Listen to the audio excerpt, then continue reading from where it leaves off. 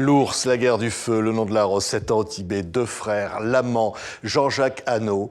C'est l'imaginaire qui accompagne nos vies depuis 50 ans, Jean-Jacques Hano, avec des films et une exposition incroyable à la Fondation Jérôme Sédou, Pathé en ce moment, qui s'appelle Le Chantier Invisible. Quand on dit Le Chantier Invisible, c'est le chantier de vos rêves, Jean-Jacques. C'est ce qui vous a fait faire du cinéma, imaginer des choses absolument incroyables sur un grand écran. Si vous voulez, la fabrication du film, des films, est passionnante. Parce que je suis bricoleur, moi. Et j'aime fabriquer j'ai souvent dit que j'étais un artisan. Parce que j'aime les outils que je dois apprendre à connaître. Donc, si vous voulez, il y a toute la pré-production, il y a le tournage avec les caméras, les grues, les drones, les hélicoptères, quel format, quelle sensibilité autrefois de pellicule, est-ce que la lumière vient trois quarts d'eau, est-ce que c'est au contraire complètement à la face.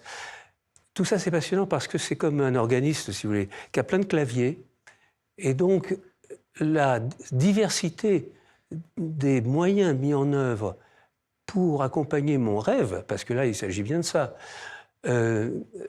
Pathé a eu l'idée de faire cette exposition, non pas tellement sur mes films, mais sur la manière de les faire et sur le travail que ça demande. C'est une exposition sur le boulot du cinéma. Oui. Parce que les gens ils croient que être metteur en scène, c'est un mec qui monte avec une jolie pépé les marches de Cannes. Non. Là, quand on peut, on passe par l'entrée des artistes. Mais si vous voulez, j'ai toujours aimé cette manipulation, parce qu'ensuite, il y a toute la post-production. Vous voyez, moi, quand j'écris le scénario, je suis déjà sur le plateau. Donc, je vois les emmerdes, et j'écris ce qu'on appelle un découpage technique. C'est-à-dire, par le détail, j'explique que fera la caméra, quel objectif, est-ce que je suis sur Steadicam ou sur grue, etc. Ensuite, si vous voulez, il y a tout le charme de cette post-production que les gens ignorent complètement. Qu'est-ce que fait un chef-monteur? Les gens savent à peine. Mais qu'est-ce que fait un chef-monteur son? Qu'est-ce que fait le chef-monteur musique? Qu'est-ce que c'est qu'un mixage qui me prend 2 mois de ma vie? Rien que la musique me prend 1 mois. C'est un truc de fou. C'est vrai que la Fondation Sédou Pathé vous a même donné une carte blanche pour montrer des films. Vous avez choisi des films muets. Et au fond, j'ai envie de vous dire, Jean-Jacques Hano, c'est un peu comme Méliès. Vous êtes une sorte de magicien du cinéma. Vous utilisez tous les outils du cinéma comme les pionniers, en fait. Mais c'est mon métier. On m'a souvent reproché d'être un illusionniste. Mais c'est mon métier. C'est comme les manipulateurs de cartes, on leur dit il y a un truc. Bah oui, il y a un truc. Et donc, si vous voulez, je trouve ça passionnant. C'est-à-dire qu'il faut que ça ait l'air vrai, même si c'est complètement faux. Et on fait du vrai plus que vrai. C'est la théorie d'Aristote, d'ailleurs. Oui. L'art est plus grand, plus rigolo que la vie quotidienne. Oui, on va entendre la musique de Philippe Sard sur ce extraordinaire chef-d'œuvre qu'est La guerre du feu. C'est vrai que là, vous arrivez et vous avez fait La victoire en chantant, Oscar du meilleur film étranger à Hollywood, vous faites ensuite Coup de tête.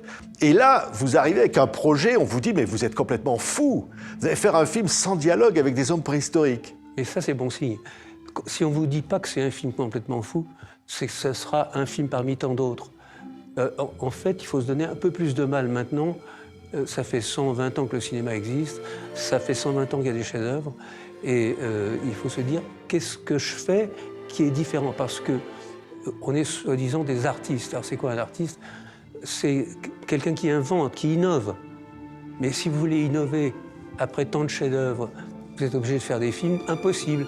Et quand il y a un film impossible, je dis, c'est pour moi, c'est pour moi. Oui, c'est vrai. Et là, vous faites appel à un linguiste qui va inventer une langue pour les hommes préhistoriques. Et pas n'importe lequel, Anthony Burgess, qui a écrit Clockwork Orange, Orange Mécanique. C'est lui qui a collaboré avec Kubrick. Et ça tombe bien, moi j'ai fait du grec pendant longtemps, pendant 8 ans. Et lui avait fait le premier dictionnaire d'indo-européen. En plus d'être un très grand romancier. Hein. Et alors ça donnait quel mot on donne pour le feu. Alors il y avait 2 racines possibles, soit la racine focus, foco, soit la racine l'âtre. Et finalement, je me souviens, on était à Monaco, il y a une maison à Monaco, c'était Atra. Alors, il fallait l'entendre prononcer. Ouais. Atra. Atra. mais, mais ça aussi, c'est merveilleux. Et d'avoir pu faire un film sans sous-titres. Ouais. Et avec un dialogue complètement inconnu. Et qu'il y a certaines salles où on ne pouvait pas passer parce que le film devait être en anglais. Oui.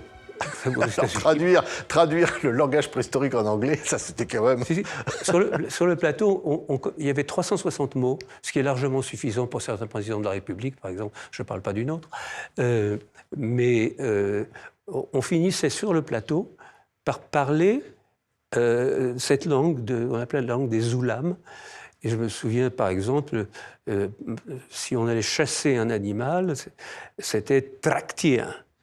Ben, tir, c'est le mot dit en anglais, c'est le cerf, etc. Bon. Et chaque mot, comme ça, était quand même un mot réfléchi, Oui. et en langue qui venait de la fond des âges de l'Occident. Vous aviez vu, évidemment, 2001, Odyssée de l'espace, de Kubrick, les singes au début du film, la l'origine du monde. Oui. Et Singe, qui était un personnage habillé, tourné en studio sur des fonds photographiques, tournés par le frère de Jane Birkin au Kenya. Donc bidon dès le départ. Oui. Mais dire à des acteurs, toi, tu vas jouer un homme préhistorique, c'est quelque chose, pour un comédien, c'est un truc. Attendez, le pire des pires, c'est que vous avez fait, par exemple, des rôles de prêtre 5 fois sur des films qui ont marché. Et le prochain film qu'on vous propose, c'est un film de prêtre. Déjà, le mec, il est endormi, votre acteur. Moi, je me souviens, quand je proposais les rôles, je disais, vous allez être cul nu, qu'il va faire très, très, très froid. Et venez pas me dire qu'il fait froid, parce que je vous dis, il fait beaucoup plus froid que vous n'imaginez. Vous allez parler une langue inconnue, vous allez être obligé de vous préparer avec un mime à Londres pendant 6 mois. Mais d'un seul coup, tout le monde le veut, le rôle. Parce que c'est rigolo. Parce qu'on fait ce métier par jeu. On joue la comédie, n'est-ce pas? Donc, il y a un côté, je crois que Spielberg disait ça, un côté train électrique dans la fabrication du cinéma, qui est très joyeuse. C'est beau. Regardez, je vous montre. Vous la voyez à l'image, cette extraordinaire affiche. Philippe Druillet, qui a réalisé cette affiche mythique, hein, et l'affiche d'ailleurs est exposée à la Fondation, l'original. Hein, et il y avait Druillet à côté d'ailleurs. Druillet est venu me voir pour la Fondation. C'est magnifique. Et alors, vous entendiez à l'instant la musique de Philippe Sard, qui va, voilà, je le tiens le disque là, qui va faire un carton, parce que la musique du film est aussi un succès, un triomphe. Mais alors, vous voyez, parmi les travaux d'un metteur en scène, il y a ce qu'on appelle le spotting, c'est-à-dire que je montre le film à Philippe Sard. C'est mon premier spectateur. Et il y a des moments qui sont pas très compréhensibles dans le film. Mais j'ai imaginé que la musique allait donner le sens. Et c'est ce qu'a fait remarquablement Philippe. Mais je me souviens de la conversation sur les flûtes. Et nous avons opté pour les très grandes flûtes basses andines. Et les didgeridoo australiens. On a fait venir un joueur de didgeridoo, un aborigène. Enfin, si vous voulez, c'est ça qui est formidable. C'est-à-dire qu'une bande sonore, c'est pas de rencontrer un musicien célèbre et de lui dire « fais-moi de la musique ». Il faut savoir ce qu'on veut. D'abord, c'est la musique de qui? De elle ou de lui? Ou c'est la musique du drame qui est en train de se passer? Il faut choisir. C'est vrai. Et alors, vous sortez de ce triomphe de la guerre du feu. Vous, Jean-Jacques Hano, l'homme qui venait du monde de la pub, il faut quand même dire que vous avez commencé comme ça. Et là, vous dites, je sais pas, il y a un écrivain italien qui a écrit un bouquin, ça m'intéresse. Bon, c'est un livre complètement inadaptable au cinéma, Le nom de la rose. Comment vous pouviez avoir envie de faire un film sur le bouquin d'Umberto Eco? Je me souviens, j'avais le livre au bout de mon bureau, et je me disais tous les jours, je t'aurai, toi, je t'aurai. Et en fait, personne ne voulait le produire. Mais Umberto Eco lui-même ne pensait pas que ça serait un succès. Au point que le Français qui a acheté, et qui a d'ailleurs été assassiné dans un parking, malheureusement, l'a acheté pour des clopinettes. Umberto a pu s'acheter la moitié d'une Volvo d'occasion de couleur orange, que mon épouse et moi avions surnommé la langouste, et Umberto Eco venait nous chercher à l'aéroport de Milan en langouste. Attendez, c'est-à-dire que on a payé un truc ridicule parce que Umberto lui-même ne pensait pas que le film se ferait et ne pensait pas que ça serait possible. Et donc, si vous voulez, c'était ça la curiosité de ce film, c'est que les gens me disaient, mais qui ça va intéresser ? Oui. Une histoire de moines qui s'entretuent dans un monastère. Quel siècle ? Ah oui, XIVe siècle. Et qu'est-ce qu'ils faisaient au XIVe siècle ? Ah, ils étaient en robe de bure. Et qu'est-ce qu'ils cherchent ? Un livre en grec. Mais en plus, vous aviez lu dans le bouquin qu'on parlait d'Aristote, et ça vous plaisait, ça. Mais c'était mon livre de chevet. Oui. Et c'est toujours le tome 1 de la poétique d'Aristote. C'est le seul livre à lire quand on veut construire une dramaturgie. Oui. C'est génial. Ça veut dire que c'est un livre pour apprendre à faire du cinéma, Aristote. Pour apprendre à faire du théâtre, pour apprendre à faire de la peinture. C'est-à-dire l'essentiel, qu'est-ce qu'on raconte ? Et comment ? Par quelle purification ? C'est aussi l'art de l'ellipse. C'est-à-dire qu'on ne raconte pas tout, on s'arrête à un moment pour que le public soit en suspens, etc. Tout ça, c'est marqué. Donc, il vaut mieux lire 15 fois le livre d'Aristote qu'une fois ces livres qu'on achète. Mais comment vous avez fait pour convaincre Sean Connery, enfin l'acteur de James Bond, de venir jouer un prêtre dans un film inspiré d'Aristote Non, mais attendez, c'est le contraire. Moi, je ne voulais pas de Sean Connery. Ah, vous ne vouliez pas de Sean Connery ? Parce que je connaissais très bien son agent, Markovitz, le président de CIA, qui m'appelait toutes les semaines, carrément, ou non, tous les 15 jours. JJ, parce que c'est mon nom aux États-Unis. C'est le surnom anglais, JJ. JJ. Il faut que tu rencontres Sean Connery pour le rôle de Guillaume de Baskerville. Je lui disais, écoute, ce rôle de Guillaume de Baskerville, grand intellectuel de la fin du Moyen-Âge, fondateur de l'ordre franciscain, il a déjà été mélangé par Umberto Eco avec Sherlock Holmes. Je ne vais quand même pas rajouter la couche James Bond dessus. Donc c'est non. Mais il était têtu. Il m'appelait mais carrément tous les 15 jours. Pendant ce temps-là, moi, j'ai fait le tour du monde. Je vous jure que c'est vrai, je suis allé jusqu'en Nouvelle-Zélande à la recherche d'un inconnu, beau mec de 60 ans, charismatique et ça. Bon, je me suis planté, évidemment, ça n'existe pas. À part Sean Connery. Mais j'avais dit inconnu, moi. Donc, je ne voulais pas de Sean Connery parce qu'il était connu. Et puis, finalement, j'ai été obligé de migrer, vraiment comme un travailleur immigré qui ne trouve pas de boulot dans son pays. Et j'ai été vivre en Allemagne avec un producteur allemand formidable. On a monté une coproduction germano-italo-française. Et mon producteur, qui était fantastique, qui est un mythe maintenant en Allemagne, vient me voir un lundi matin. J'étais en train de griffonner mon storyboard, les petits dessins du film futur tel que je l'imaginais. Le producteur me dit dis donc, tu vas avoir un rendez-vous ce matin. Je dis ah bon, mais attends. Il me dit non, écoute, il faut le faire. Je dis mais qui c'est ? Il prend son souffle et il me dit c'est Sean Connery. Oh. Je lui ai dit 20 fois non. Alors il me dit bah, tu lui diras pour la 21e fois non. C'est simple. Effectivement, 10 minutes plus tard, ça frappe à ma porte. La porte s'ouvre.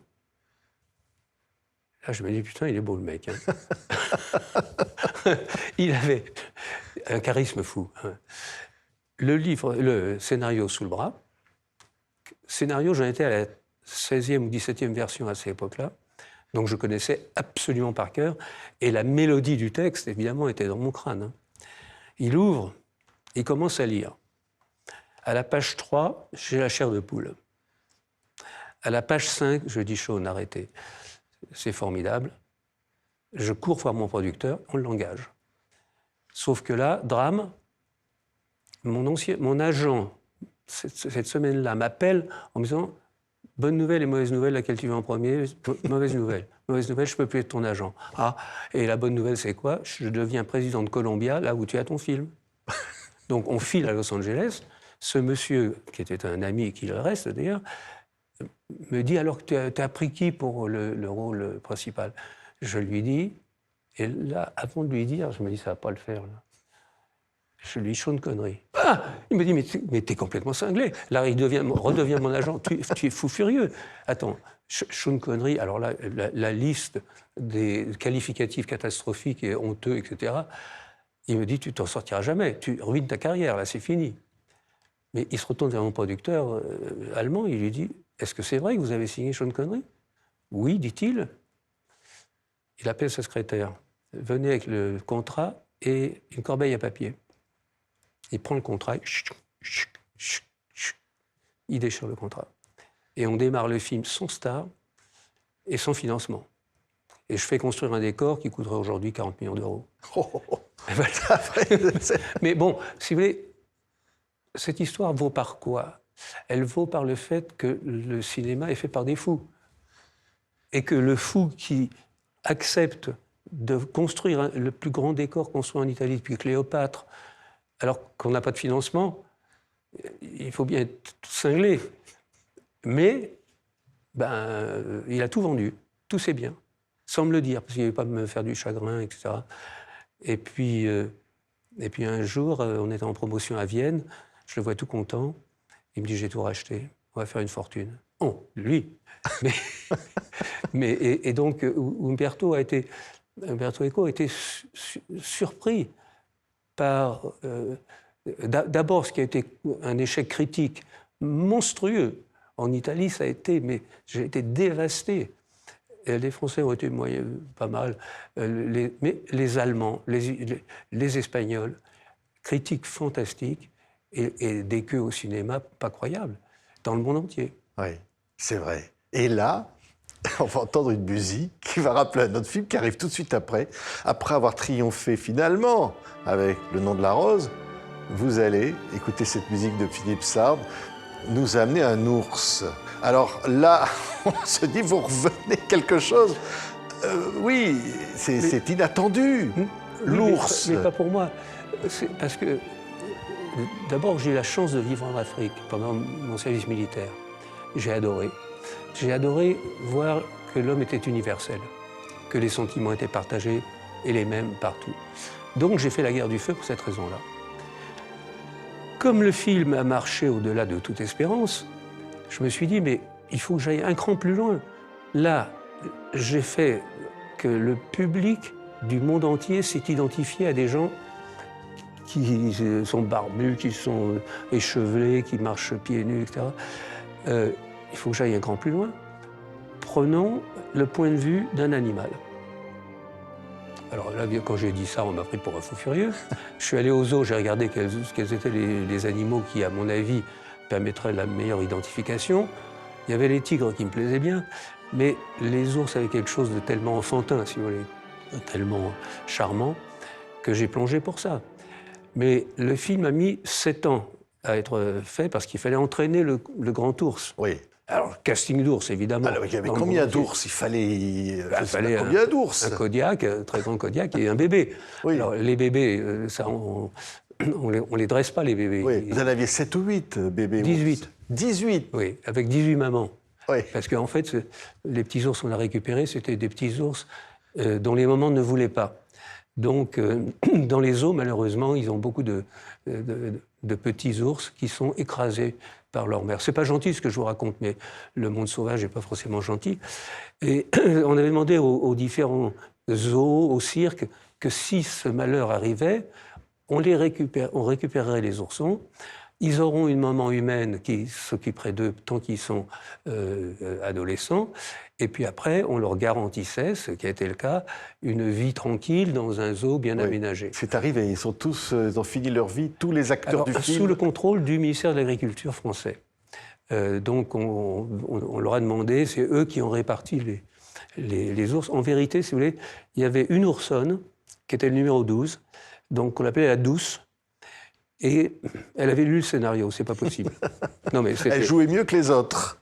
Non, c'est pas ça, c'est que on la sortait de sa petite cage roulante, et je disais moteur, elle faisait la scène. Parce que, si vous voulez, pour réussir des scènes avec les bébés ou les petits animaux, il faut les mettre dans une situation qui est naturelle pour eux et où ils vont faire, je sais pas, vous mettez un gamin tout seul dans une pièce avec un gros gâteau au chocolat, il va certainement essayer de grimper sur la table et s'en foutre plein la figure. Donc il faut pas dire au môme, faut rien dire du tout. C'est interdit, ça. Donc, si vous voulez, ça aussi, ça m'a beaucoup, vous savez, ça m'a beaucoup appris. Et j'ai adoré diriger ces ours, même si, justement, en fait, j'ai fait le nom de la rose entre-temps, parce que comme j'avais besoin de...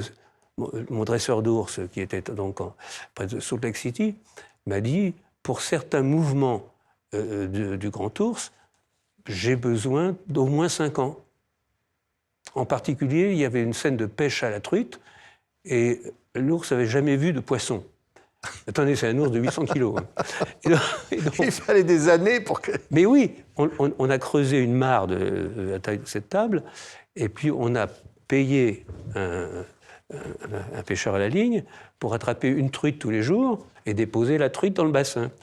Dès que l'ours de 800 kilos, vous voyez la truite dans le bassin, il s'enfuyait et se cachait.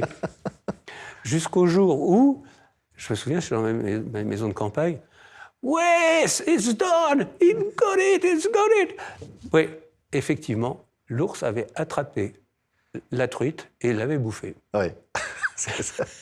Mais ça pouvait être dangereux, Jean-Jacques. Très. Il y a la scène, évidemment, finale qu'on a tous en tête, impressionnante, du face-à-face.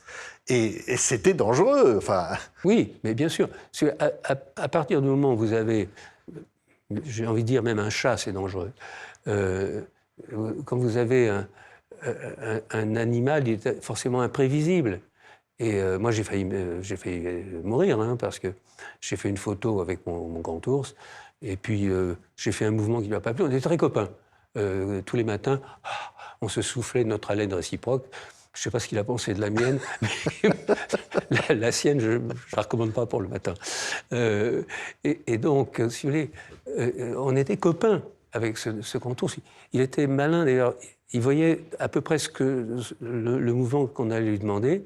Il sortait de la cage et il le faisait. Sauf que son dresseur n'avait pas tout à fait compris et généralement, il lui faisait refaire en moins bien. Mais, si vous voulez, c'est le charme de ça, c'est que il faut que je, personnellement, m'identifie. Alors, à force de m'identifier, je me suis pris pour un ours et l'ours a vu et m'a foutu une raclée. J'ai failli vraiment mourir. C'est vrai que c'est pas drôle, là. Et je serais ici en chaise roulante si j'étais pas mort. Mais si vous voulez, moi, quand je dirige l'amant, je dirige une jeune fille qui n'a jamais connu l'amour. Tenez, regardez, Jean-Jacques, regardez ce que j'ai amené. Oui, elle est belle.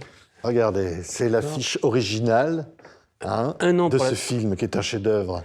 On va entendre la musique de Gabriel Yared, d'ailleurs. Hein. Voilà. Ce visage, vous avez dit, je veux cette photo, je veux cette affiche, à l'époque. Non. Non. Non, je voulais qu'elle soit à l'affiche parce que c'est son rôle.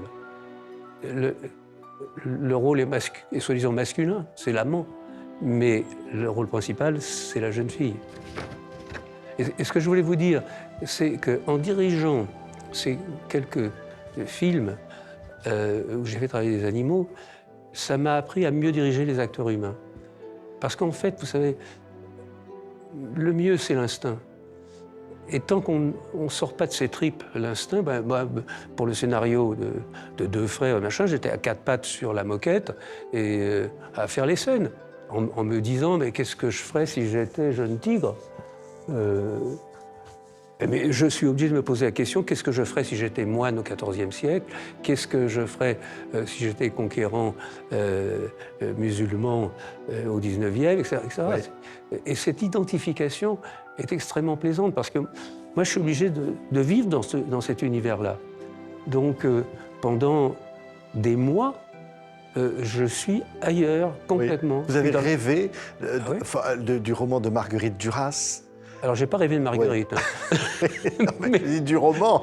Oui. Mais vous auriez pu rêver de la sublime Jane March? Alors, la sublime Jane March, j'ai fait le tour du monde. J'ai fait 7 ou 8 casting directeurs. Je me souviens, il y en avait un en Espagne, un au Portugal, un en France, évidemment, un à Berlin, un à Munich. un à Los Angeles, un à Londres, un à New York. Et je faisais le tour. Et j'ai rencontré des jeunes filles absolument ravissantes, des petites danseuses charmantes et tout ça. Il n'y en avait aucune qui faisait le poids. Aucune. C'est-à-dire que je me suis dit, mais qu'est-ce qu'il y a? Qu'est-ce qui se passe? J'aime plus les jeunes filles, ça va pas. Et un jour, mon épouse trouve sur la table de notre maison de campagne un des journaux auquel je m'étais abonné. Et je dois dire que j'étais convaincu que les casting directeurs ne trouveraient pas la bête l'oiseau rare. Pourquoi? Parce qu'ils allaient aller aux écoles de cinéma. C'est pas là qu'on trouve. Et donc je m'étais abonné à des magazines pour jeunes filles. Vous savez, des trucs genre Mademoiselle, Jacinthe, je ne sais plus comment ça s'appelait. Du monde entier. Et là, elle ouvre un magazine en noir et blanc, un truc complètement pourri. Et parmi toutes ces jolies filles qui présentent des sacs, des chaussures, des machins, il y en a une qui fait une pub de soutien-gorge. Je vois dans son regard qu'elle a envie de gifler le photographe. Ouais. Elle le déteste. Je me dis, mais celle-là, elle est ravissante, mais c'est celle-là que je veux. Pas les autres qui sont là à vendre leur sac à main. Et donc, avant de la trop... Alors, je me souviens, on a déchiré la page. Je l'ai mise à l'époque, ça s'appelait fax. Hein. J'ai envoyé ça à mon casting directeur anglais. C'était un vendredi. Le lundi, cette fille tape à la porte de mon bureau. J'étais à Paris, aux Champs-Élysées. Là, encore une fois, toc, toc, toc, entrée, la porte s'ouvre. Je me dis, ah, c'est elle. Dans la seconde. Je n'ai même pas besoin de l'interroger, je vois que c'est elle. Ouais. Le charme, le mystère, l'inquiétude, l'élégance. Et il n'y a pas si longtemps, je suis allé j'ai dîné avec elle, là maintenant, évidemment, plus le même âge. Le restaurant s'est arrêté de manger. Il ne savait pas qui c'était, hein, parce qu'elle est un peu oubliée. Mais elle dégage un truc absolument formidable. Alors c'est ça, si vous voulez, parmi les mystères du cinéma qu'on voit dans cette exposition. Mais il y a le casting. Oui. Mais le casting, moi, je serais épuisé des séances de casting parce que je vois 40 acteurs les uns après les autres. Comment je me souviens de chacun? Mais par exemple, tiens, 7 ans au Tibet. Alors là, vous avez un casting royal. 7 ans au Tibet, je le racontais. Je finis d'écrire le scénario. À l'époque, il n'y a pas d'ordinateur encore. Je fais photographier, scanner 3 exemplaires. Un pour mon agent, un pour le responsable au studio et un autre pour moi, sans doute. C'est vendredi. Le samedi, vers 11h, j'ai le fameux Mike Ovitz, lui encore, vous savez peut-être Kevin Huven, enfin bon, peu importe, qui m'appelle en me disant « Brad a lu le scénario, il en est dingue, il veut te rencontrer. » Et moi, je n'ai pas proposé à Brad. Donc, mais je sais que c'est un acteur montant, je sais qu'il est sympathique, et je dis, oui, voyons-nous. Est-ce que tu es libre lundi? Je me protège, je dis, écoutez, lundi, j'ai un déjeuner, mais voyons-nous avant le déjeuner. Ah ça tombe bien, parce que lui aussi a un déjeuner, donc Brad vient au Bel Air, qui était l'hôtel où j'habitais, et j'ose dire quelque chose que je n'ai pas dit à l'époque. Brad, que je trouve immensément sympathique tout de suite, me dit « Je vous signale une chose, je ne suis pas un très bon acteur. » Ah oui, il dit ça. Mais ça, c'est formidable. Ouais. Et il ajoute après, j'ai envie de vous rencontrer parce que c'est le genre de film que vous faites que j'ai envie de faire dans ma vie. Donc, et on reste jusqu'à 7h30 parce qu'on n'avait ni l'un ni l'autre n'avions de déjeuner et on est restés ensemble en fait pendant 1 an et demi. Parce que je l'ai trimballé du Népal à l'Argentine, au Canada, etc., pour faire ce film. Et c'est un acteur que j'ai adoré parce que ce qui fait la différence entre un très bon acteur et une star, à la limite, vous n'avez même pas besoin d'être très bon acteur pour être une star. Mais quand je faisais les chants contre chants sur son partenaire, c'était pourtant lui que je filmais, mais c'est Brad que je regardais. Ouais. C'est quand même incroyable. Et donc, en plus, j'ai vécu avec lui tout un tas de soucis, de chagrins qu'il a eu avec certaines de ses compagnes, etc. Moi, je suis resté émotionnellement très lié, comme je l'ai été très lié avec Patrick Devers. Vous voyez, des gens qui... Le coup de tête, bien sûr. Ben oui, un coup de tête. Deuxième film. Ouais. Oui, mais là encore, le choix de l'acteur, c'est fondamental. Mais les producteurs voulaient Depardieu, bien sûr, qui étaient d'accord. Et moi, je voulais Patrick Devers. Donc c'est une bataille. Pourquoi? Parce qu'il avait mauvaise réputation, Devers. On ne voulait pas le mettre. Patrick avait un problème de substance.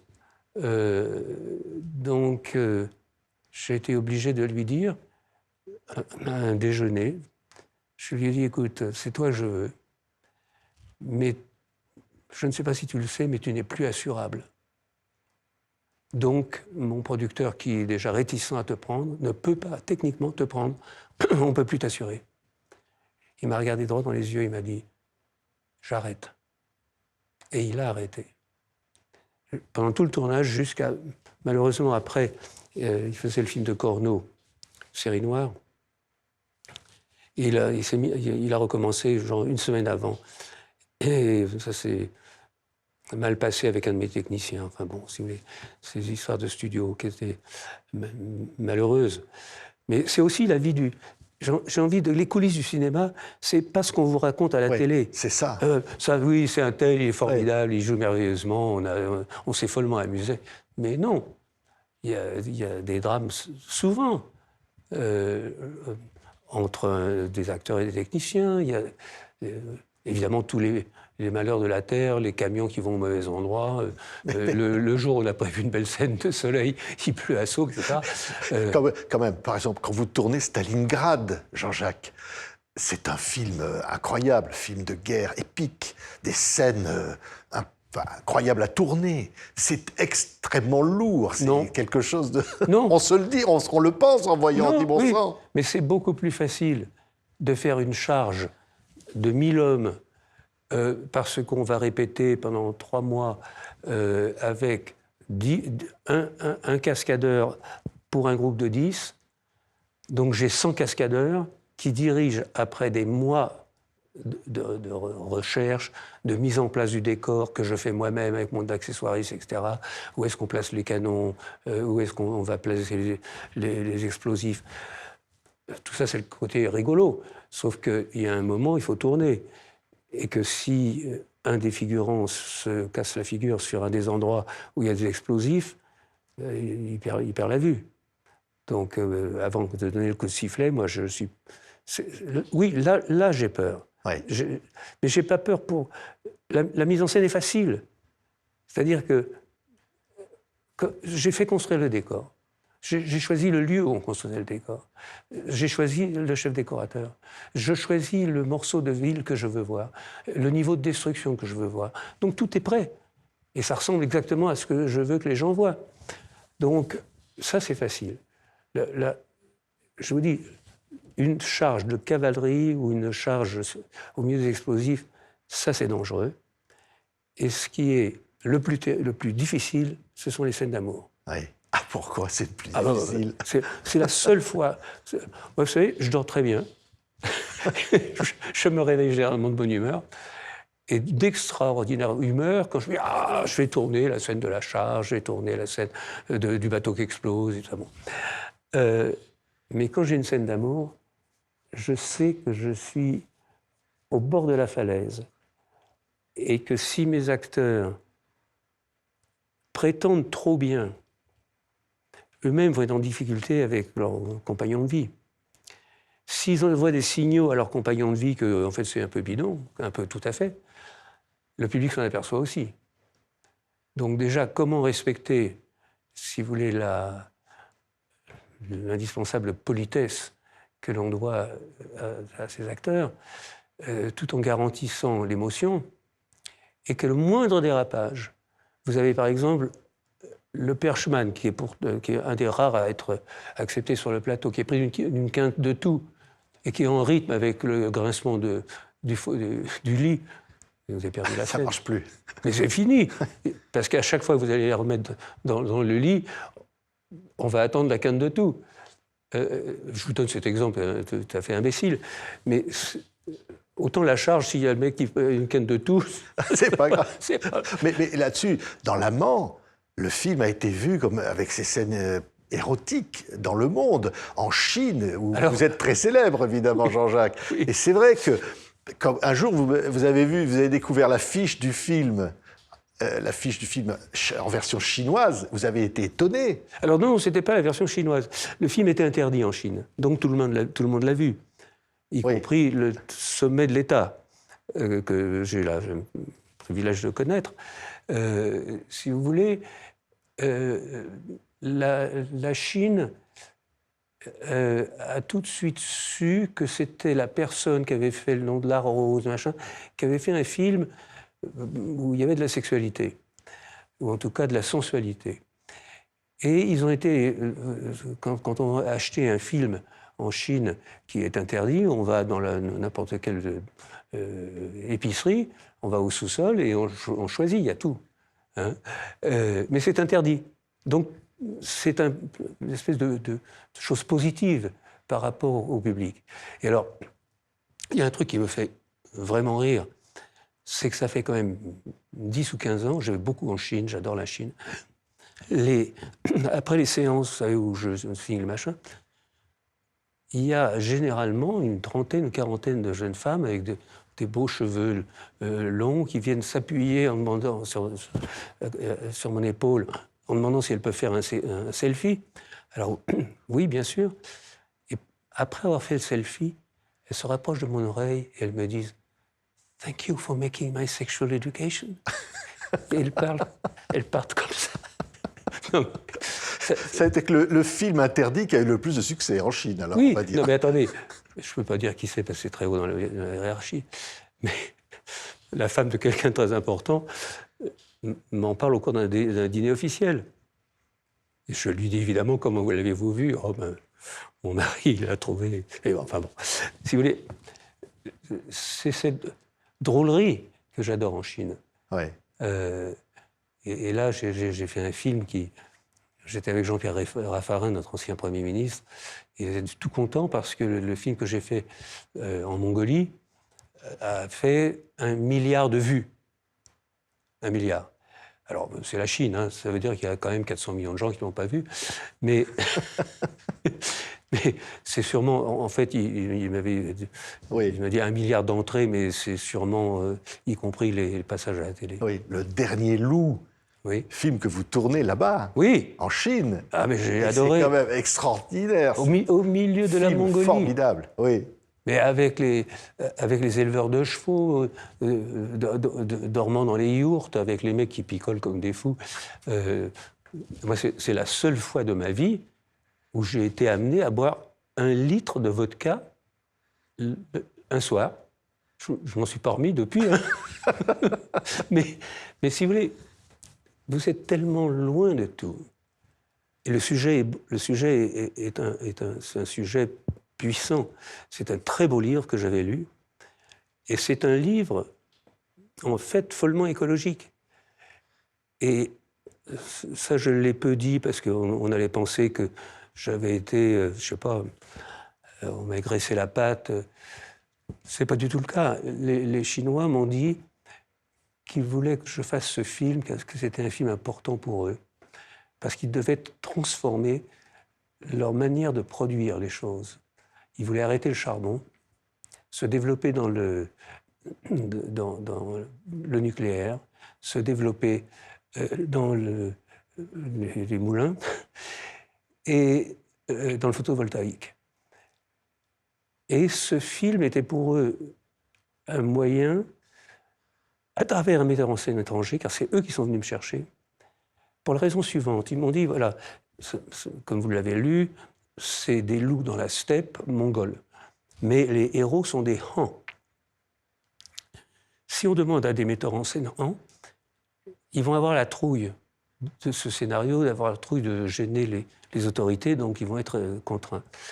On a pensé aux Américains, mais alors eux, ils ne comprendront rien aux loups, rien aux Mongols et rien aux Han. Donc on a pensé que vous, on sait que vous nous aimez bien, ce qui est le cas, et on vous demande d'être libre, et on vous laissera libre, parce que c'est notre intérêt. Alors ça, j'ai trouvé que c'était fort. Ouais. Je n'y ai pas cru.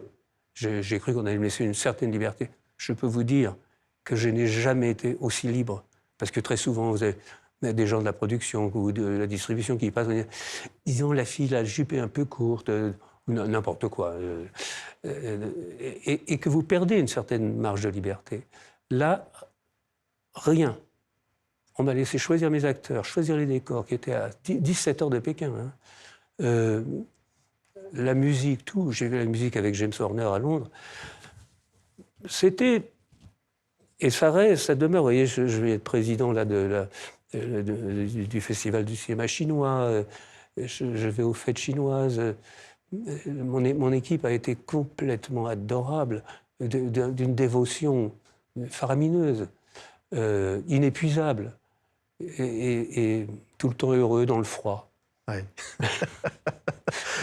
Un film que vous allez présenter à la Fondation Sédou Pathé, vous avez demandé un de vos films où vous allez être là, c'est Deux frères. Vous allez présenter ce film. Alors, c'est vrai que là, c'est une histoire d'amitié de frères. Entre deux tigres, on est au Cambodge, on est au temple d'Angkor, il y a des scènes absolument incroyables. Ce film-là vous touche particulièrement dans votre filmographie, Jean-Jacques. Écoutez, l'aventure est bizarre. Je voulais à l'époque montrer à mes filles le monde musulman, car je prédisais qu'il y aurait des choses qui allaient se passer de ce côté-là. Donc on va au Yémen, ce qui est un choix formidable. Mais au Yémen, je suis têtu comme une bourrique, il y a une île où personne n'a le droit d'aller, ça s'appelle Socotra. Il y a une base russe, etc., et c'est complètement interdit. Donc je rappelle l'agent, il y avait un seul agent de voyage à Sahana, et je dis, mais je veux aller... Enfin bon, je la fais courte, il va voir l'émir qui aimait beaucoup le nom de la rose, et il m'affrète un avion pour moi et ma famille aller à Socotra. C'est les avantages du cinéma. Il y a pas mal d'emmerdes, mais il y a aussi ça. On se retrouve là-bas, complètement... Alors isolé au sens étymologique, et moi, à partir de 6 heures du soir, c'est la nuit, je ne sais pas quoi faire parce que je m'endors très tard normalement. Donc le lendemain, je vais acheter un petit cahier sur le marché, un stylo à billes, et le soir, je me raconte une histoire de gémellité. En fait, les jumeaux me fascinent. Parce que j'avais des cousines qui étaient jumelles. Et je me raconte une histoire de tigre, jumeaux. Et je pars là-dedans, et comme j'avais visité encore peu de temps auparavant, qui venait juste d'ouvrir, j'avais trouvé éblouissant. Je situe le drame là, et en rentrant en France, ma femme me dit « Mais qu'est-ce que tu foutais là dehors dans la nuit avec ta lampe à pétrole ?» Je lui dis « J'ai écrit un petit truc, une petite histoire pour m'occuper. » Elle me dit « Je peux la lire ?» Je lui dis « Non. » Finalement, elle me dit « Si, je vais le lire. » Donc, elle lit le cahier. Elle me dit « Mais il y a un film là-dedans. » Alors, elle me fout le doute. Et j'envoie mon petit texte à mon assistante américaine, qui, heureusement, lisait le français. Elle me rappelle, elle me dit « Mais attends, Jean-Jacques, mais moi, demain, je vais voir Steffi Snyder chez Universal. Je te jure qu'on va le voir. » Effectivement, une semaine après, le film était monté. Ouais. Et du coup, je me dis « Eh merde, est-ce qu'il y avait vraiment des tigres à Angkor ?» Mais, comme j'avais lu beaucoup de textes à l'occasion de l'amant, il y avait effectivement un livre dans ma bibliothèque où il y avait un magnifique tigre, une aquarelle d'un magnifique tigre dans le temple du Taprom. Oui, l'architecture du temple d'Angkor, qui est magnifique dans le film. Je pense à l'architecture de Notre-Dame de Paris. Ouais, oui. Vous faites Notre-Dame brûle. Oui. Et là, vous êtes près de nous, vous êtes en France, vous êtes à Paris, vous tournez ce qu'a été ce drame mondial de l'incendie de Notre-Dame de Paris. Oui, mais la drôlerie. Pas plus tard qu'hier, je regardais le drame moyen-oriental et cette récupération de ce pilote. Et ma femme me dit « Tu vas me dire ce que tu m'as dit lorsque nous avons entendu le drame de Notre-Dame, qu'il y avait des milliers de cons qui allaient se proposer pour faire le film. Effectivement, j'étais, moi, en Vendée, dans une maison où la télévision ne marchait pas, et à l'époque, c'était les Gilets jaunes. Donc, pour avoir des nouvelles des Gilets jaunes, j'entends que Notre-Dame est en train de brûler. Et je dis à ma femme, je dis cette phrase, je dis, est-ce que tu imagines le nombre de connards qui vont se précipiter pour faire le film? Le connard, c'est moi. C'était vous le premier. Mais je me suis pas... Non, c'est en fait Jérôme Sédou qui voulait faire un film avec des images d'époque. Et je lui ai expliqué qu'on ne pouvait pas. Et puis, il fallait une dramatisation, etc. Et il a accepté tout de suite. C'est un tournage qui s'est très, très bien passé, malgré le danger. Ouais. Parce que mes acteurs travaillaient face à des flammes qui étaient entre 800 et 1000 degrés. Vous prenez le pied dans un tuyau et vous tombez, vous êtes mal. Donc, si vous voulez, ça aussi, c'est un film où, quand je donne le coup de sifflet pour démarrer la scène, on a fait tout ce qu'il faut. On a des ambulances, on a des médecins, mais c'est... Enfin non, le film s'est très bien passé, je crois. Oui, c'est vrai que vous, Jean-Jacques, qui avez rêvé le cinéma à des dimensions absolument incroyables des films dont on vient de parler, vous faites... comme carte blanche ou presque à la Fondation Seydoux-Pathé, vous allez présenter des films muets, des débuts du cinéma, et vous dites au fond, c'est de cela dont je suis un peu l'héritier. Et finalement, c'est en regardant des films muets, des débuts du cinéma, que je trouve des idées pour le cinéma de maintenant. Non, je trouve une certitude que m'a fait découvrir mon professeur d'histoire du cinéma, quand j'étais à l'école de cinéma, à la FEMIS, ça s'appelait autrefois l'IDEC. Et tous les mois, il nous présentait un film muet. En particulier ces grands films russes d'Eisenstein, qui est resté pour moi mon guide avec Kurosawa. Oui. On voyait Charlie Chaplin aussi, les temps modernes. Ah ben oui, tous mais ces chefs-d'œuvre. Donc, si vous voulez, pourquoi j'aime le cinéma muet? Parce que c'est un cinéma qui est basé sur la fondation du cinéma. Le cinéma, ça veut dire qu'il bouge, mouvement. Aux Amériques, on appelle ça un movie. Hein, et on n'appelle pas ça un talkie. C'est-à-dire qu'on va voir des images qui bougent. Au Québec, on continue à dire « as-tu bien joué aux images ?» quand tu sors d'un film. Donc, l'image est le guide absolu. Attendez, je passe un temps considérable à m'occuper de la bande-son, mais ce n'est pas la même chose. Vous avez une bonne bande-son si vous avez une image qui inspire les gens du son. Si vous avez une image de Traviole, une image qui n'a pas de force, vous oubliez. Or, ce qui me plaît chez les muets, c'est qu'ils sont obligés. Et alors, en particulier aux États-Unis, parce que les gens qui arrivent aux États-Unis à l'époque, pire qu'aujourd'hui, ils ne savent pas un mot d'anglais. Donc il faut tout leur expliquer par l'image. Et du coup, le cinéma hollywoodien est l'héritier de ce cinéma qui est international, parce que le public international était chez eux, dans leur pays. Et donc, si vous voulez, d'abord l'image. Je privilégie l'image. Par exemple, pourquoi je double la totalité de mes films du début à la fin? Je peu synchronise. Parce que pour avoir une bonne image, très souvent, vous êtes obligé d'avoir du vent. Vous êtes obligé d'avoir peut-être de la pluie. Vous êtes obligé d'avoir de la neige. Ce sont des machines très bruyantes. Le brouillard, c'est très très beau au cinéma. Sauf que c'est comme ça, la machine à neige, à brouillard. Donc le son est complètement pourri. Mais du coup, vous reprenez les acteurs quelques mois plus tard, dans un studio, et vous améliorez le dialogue. Qui va être... Alors ça, c'est pas du tout une tradition française. J'ai appris ça aux États-Unis, j'ai appris ça en Angleterre quand je faisais des films publicitaires. Donc, pour privilégier l'image, il faut privilégier l'environnement. Si vous avez de la gadoue qui colle aux pieds, ben il faudra d'ailleurs la sonoriser tellement la gadoue est importante, donc vous allez reprendre un bruiteur.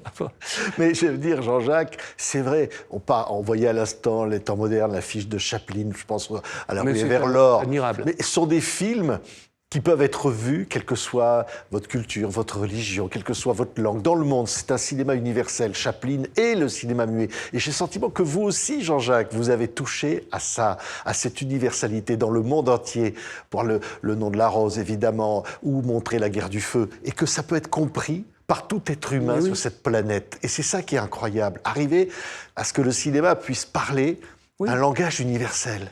Mais vous voyez, c'est ce que j'ai compris, moi, quand j'étais au Cameroun, parce que je faisais des tournées de cinébus avec les séminaristes.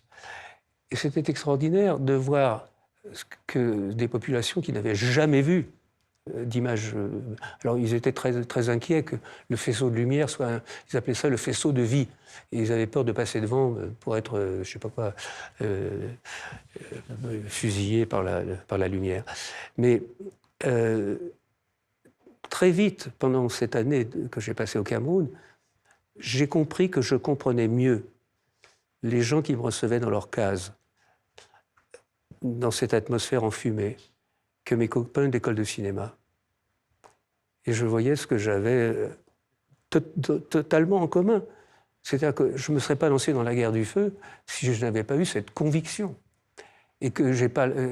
On m'a beaucoup reproché, évidemment, de faire de l'anthropomorphisme, mais je suis désolé. Nous sommes. Pourquoi on comprend les chiens? Parce que quand ils sont devant la porte, ils font. On sait qu'ils ont envie d'y aller, quoi. Il ne faut pas être sorcier. Et il faut se dire que nous-mêmes, le body language, ça aussi, c'est numéro 2 pour moi l'importance.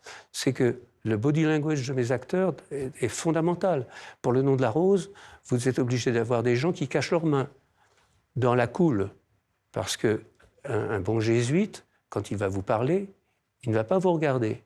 Parce qu'autrement, votre visage va exprimer des choses différentes. Vos mains, vous voyez, si je fais ça, c'est que je suis sincère. Si je fais ça, c'est que je suis très à l'aise. Si je fais ça, c'est que je me protège. Et en fait, le public voit ça d'abord, avant d'écouter le dialogue. Si vous avez quelqu'un qui va dire à son ami qu'il la quitte, comment on gère la gêne qu'il y a avant? Ou bien il fait le rigolo, ou bien il sait qu'il va mentir, il est très gêné, il allume une cigarette. Donc si vous voulez, tout ça, c'est du cinéma muet. Et que le dialogue, ça vient après, ça enrichit. Encore une fois, je passe énormément de temps, 1 an de ma vie à la bande-son. Hein. Et comme je vous le disais, 1 mois, plus d'1 mois à la musique. Il faut faire le spotting, il faut regarder le film avec le compositeur, à la seconde près, savoir que là, on fait rentrer les trombones, à la seconde près que là, on bascule sur le violoncelle. Et il faut qu'on soit d'accord avec le musicien. Alors, il y a des gens qui disent à un tel, vas-y Dédé, fais la musique, et puis il faut un autre film en attendant. Moi, je prends mon plaisir ailleurs. Oui. Oui, et c'est vrai, évidemment, un langage universel, et aussi des films, vos films, Jean-Jacques Hano, dont on peut se dire que, comme Chaplin d'ailleurs, hein, dans 50 ans, dans 100 ans, dans 200 ans, ils parleront, ils provoqueront peut-être la même émotion que ceux qui les voient aujourd'hui. Ben, vous savez, c'est amusant ce que vous dites là, parce que maintenant, je peux dire ces choses-là. J'ai privilégié la durabilité. J'ai pas essayé de faire des succès. Vraiment. Le succès est venu un peu par hasard ou par chance, mais j'ai pensé, pour tout un tas de raisons, par exemple, qu'il valait mieux faire des bons films qu'aller draguer dans une boîte de nuit et s'épuiser jusqu'à 4 heures du matin à danser. Non, c'est plus facile de faire un bon film et de convaincre. Donc, si vous voulez, mais j'ai beaucoup pensé à ça, en me disant... Certains de mes films n'ont pas marché très bien. Au départ, La Victoire en chantant a été un échec. Évidemment, je n'étais pas tendre avec les Français. C'est pour ça que c'est un film qui a eu beaucoup de succès à l'international, parce que j'étais très moqueur sur les Français. Mais je l'ai fait avec une totale sincérité. Hein. Ça a été aussi... je suis très... Comment vous dire je suis très brutal, en vérité. C'est-à-dire que si on me met des bâtons dans les roues, je ne fais pas. Je dis non. je suis ce qu'on appelle Final Cut. Ça existe quasiment plus. C'est les metteurs en scène à qui on dit « c'est toi qui feras le montage final ».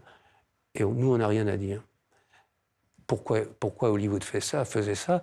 C'est parce qu'ils pensaient qu'ils gagneraient plus de sous en ayant une œuvre originale qu'en ayant une vague copie déjà vue. Donc, j'ai foncé dans ce créneau-là, en sachant qu'à chaque fois, c'est une difficulté.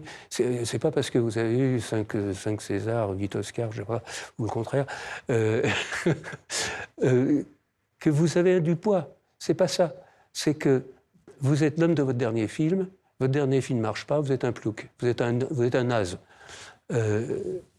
C'est pas parce que vous avez fait 10 succès avant, c'est un métier redoutable. Oui.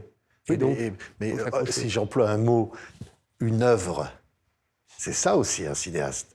C'est une œuvre, c'est votre œuvre, Jean-Jacques Hano. Tous ces films additionnés les uns après les autres. Alors, j'aime bien en anglais, ça s'appelle body of work. Il y a le mot work dedans. Il y a le mot travail. Oui. Et c'est ça qui me plaît. Et c'est aussi le sens de ces expositions, c'est de dire que ça ne vient pas par hasard. Vous voyez, quand sur Le Nom de la Rose, je me colle 17 fois le scénario, je le refais 17 fois avec. J'épuise 4 scénaristes, et je finis tout seul parce qu'ils sont tous morts autour de moi. Et c'est-à-dire qu'il faut s'accrocher. Je m'accroche aussi aux détails. Vous citez Le Nom de la Rose, j'ai fait tout refaire. Les stalles de l'église, les luminaires, tout a été reforgé d'après des documents d'époque où on allait dans les musées carrément faire des poteries devant le pot original. Et on me dit à quoi ça sert tout ça? Ça sert à diriger les acteurs, figurez-vous. C'est que quand l'acteur arrive dans un décor qui était gigantesque, mon décor d'extérieur, là, ben, ils vont se dire, tiens, c'est pas comme d'habitude. Il fait froid, il faut marcher pieds nus, ça, oui, bon. Mais, et c'est le début de la direction d'acteur. Plutôt que de dire, on va faire un grand film. Ça veut dire quoi, ça? On va faire le meilleur film de l'histoire du cinéma. Oui, bon, d'accord.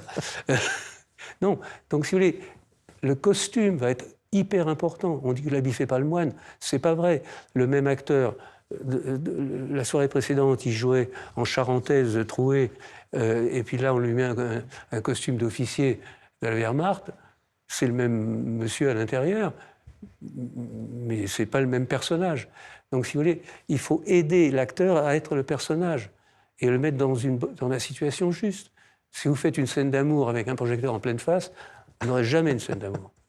D'ailleurs, quand on veut séduire un partenaire, on ne se met pas en plein soleil, sauf si on a un remarquable bronzage et qu'on vend ses biscottos, mais ça c'est autre chose. On va se quitter avec la musique de Philippe Sard, tiens, La guerre du feu, évidemment, Jean-Jacques Hano, que je vois le titre de cette expo, Le chantier invisible. Oui, c'est ce qu'on ne voit pas, mais c'est ce qui est la magie aussi du cinéma. Et quand je reprends ce mot, c'est vrai que je disais Méliès tout à l'heure, mais la magie, c'est quoi le cinéma? C'est rêver et finalement rendre réel quelque chose que l'on rêve. Mais tout est artificiel. C'est ça qu'il faut se dire. C'est cette idée que le cinéma doit filmer la vie. Oui, il faut filmer la vie comme un art. C'est-à-dire qu'il faut être plus grand, plus court. Si on raconte la vie d'un mec de 85 ans, on ne va pas passer 85 ans à le regarder dormir. Il faut ellipser, prendre les moments essentiels, condenser. Ben ça, c'est déjà une tricherie. L'acteur, c'est pas la vraie personne. Ça arrive de temps en temps, oui. Bon. Mais Napoléon, il y a eu, je sais pas, 250 Napoléons dans l'histoire du cinéma et de la télé. C'est pas les vrais Napoléons. Tout ça, c'est bidon. C'est bidon. C'est ça le dernier mot. Pour cette leçon de cinéma magnifique que nous a offert Jean-Jacques Hano sur ce plateau. Jean-Jacques Hano, merci.